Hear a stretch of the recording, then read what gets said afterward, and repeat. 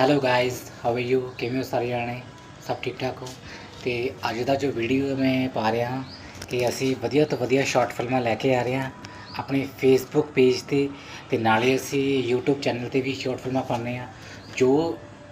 ਜੋ ਫਿਲਮ ਅਸੀਂ ਯੂਟਿਊਬ 'ਤੇ ਪਾਉਂਦੇ ਹਾਂ ਉਹੀ ਸਾਡੀ ਫੇਸਬੁੱਕ 'ਤੇ ਵੀ ਹੈ, ਅਤੇ ਤੁਸੀਂ ਅਗਰ ਚਾਹੋ ਸਾਡੇ ਦੋਨਾਂ ਚੈਨਲਾਂ 'ਤੇ ਜਾ ਕੇ ਮੂਵੀ ਦੇਖ ਸਕਦੇ ਹੋ। ਅਤੇ ਹੁਣ ਜਿਹੜੀ ਅਸੀਂ ਮੂਵੀ ਬਣਾਉਣ ਲੱਗੇ ਹਾਂ ਉਸ ਮੂਵੀ ਦਾ ਨਾਮ ਹੈ ਦਾ ਕਿਡਨੈਪਿੰਗ ਮੂਵੀ ਹੈ।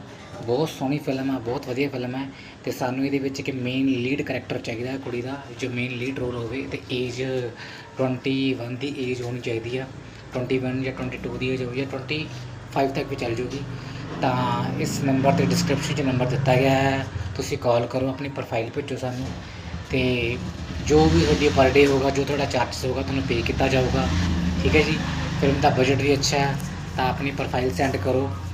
ਤਾਂ ਥੈਂਕ ਯੂ।